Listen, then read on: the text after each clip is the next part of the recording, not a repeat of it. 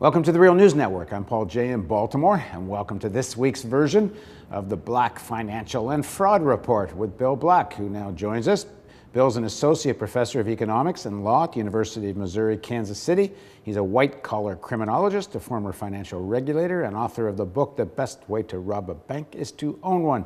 Thanks for joining us again, Bill. Thank you. So what do you got this week? Craziness on 3 continents. So I've just got back from Ecuador, invited by the government of Ecuador to speak about antitrust, and fly in, and randomly there is a banking crisis, except the weirdest banking crisis I've ever seen. The 4 largest banks of Ecuador were trying to cause a banking crisis. They were upset that the government was going to have an excess profit tax and to cap executive compensation. So they emailed every depositor in Ecuador a message that said basically, we think that this may cause the bank to fail and maybe you should stage a run. So they organized a run on their own banks. They're trying to do so. I'm not sure that they've actually created the run yet, but this is all to pressure the government to withdraw the legislation. And the 4 biggest banks control about 85% or 90% of the banking market in Ecuador, so they can earn nice monopoly profits. They make, at one of the banks, the CEO makes more than 760 times what an average worker makes, to give you some idea of how out of control compensation is. Any suggestion the government's going to cave? No, I think that there's a decent chance that the government is not going to cave. It counterpunched. It actually brought me in front of a number of members of their assembly, their national legislature, to talk about why this was outrageous and what kind of enforcement actions and even criminal actions we would have taken against them. We're doing a story on that, so that we'll either have run it or we'll run it, so not for in the next couple of days. So that's craziness on one continent. What's the next continent? Second continent is that President Correa of Ecuador wasn't available to weigh in on this because he was in Spain dealing with their craziness. So this is the Ibero-Americas conference, in which the prime ministers of Spain and Portugal and the heads of state of Latin American nations get together. And Correa and a number of other of his counterparts tried to convince the Spanish prime minister that the austerity provisions that he's imposed, that have led to Great Depression levels of unemployment, were catastrophic disasters. Here's the kicker. The prime minister of Spain responded, no, you're wrong. You don't understand. We're following the policies that were so successful in Latin America. Austerity. Now, this is hilarious, of course, because first he's telling the Latin Americans they don't know their own history, and he does. And second, of course, the Latin American leaders have so many very strong progressives precisely because they were elected on the promise to fight the Washington Consensus, which is the austerity program that was imposed on Latin America and caused so much harm there.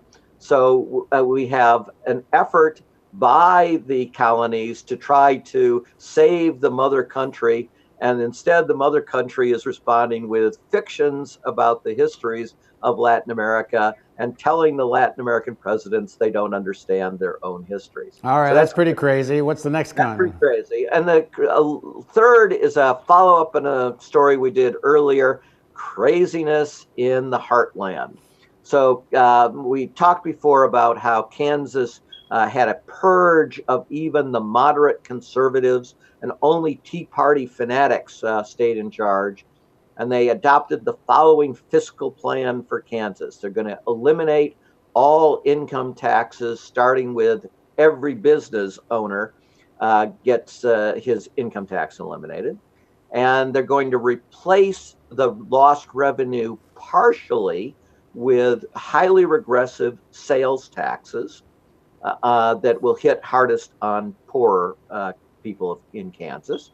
And then they're going to cut government services dramatically as their third whammy. And the fact that Kansas is only claimed to, economic competitiveness now is their really good educational system, which they are about to flush down the drain. Okay, that was crazy enough. But here in Missouri, the same people that brought us Todd Legitimate Rape Aiken have decided to fund a campaign to get Missouri to follow the same fiscal plan I've just described as Kansas, with an ad by a actress, a little girl, who says, "Hey, unless you lower your taxes in Missouri the way they did in Kansas, all the Missouri businesses will move to Kansas, and that will erode our tax base. And who's going to pay my teacher?" Now, of course, this is significantly insane because these are the people who are demonizing teachers, and they're proposing to eliminate our tax base by eliminating our taxes. And the specific thing that will be cut the most is education. So that's craziness Missouri That's style. pretty crazy. And while we're at it, let's just catch up on Washington, D.C. There's talk about a deal that the Republicans are willing to discuss and negotiate and such. I'm a little concerned. The more bipartisan cooperation there is, the more perhaps it ain't very good for the rest of us. Oh, it's catastrophically bad. So this is the great betrayal of social programs and the safety net, Social Security, Medicare, and Medicaid. We've got a bunch of articles about this, on the websites that you have on your website as well, that can give people ammunition against this form of insanity. But this is the old magic trick, right? Watch my right hand, watch my right hand. And so all the emphasis coming out of the White House is, hey, we're going to finally get tax increases on the wealthy. And they may get a little bit of tax increases on the wealthy. But what this plan will do overwhelmingly is adopt austerity. So we're back to the insanities that I just discussed, the kind of insanity that caused so much damage in Latin America, that is currently causing so much damage in Spain, where they have Great Depression levels of unemployment. And President Obama is trying to bring that to America with dramatic cuts in social spending and increased taxes overall, and cuts in Social Security, Medicare, Medicaid, food stamps at precisely the time that they're going to be throwing millions of additional Americans into unemployment and poverty so that they can increase the misery a great deal. All right, well, that's the craziest thing. Of everything that has made America great. Well, that's the craziest thing of all. Thanks very much for joining us, Bill. Thank you.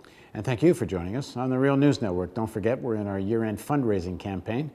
There's a donate button over here. If you donate $1, we get another $1 in a matching grant till we reach $100,000. If you want to see more real news in 2013, we need you to click it. Thanks for joining us on the Real News Network.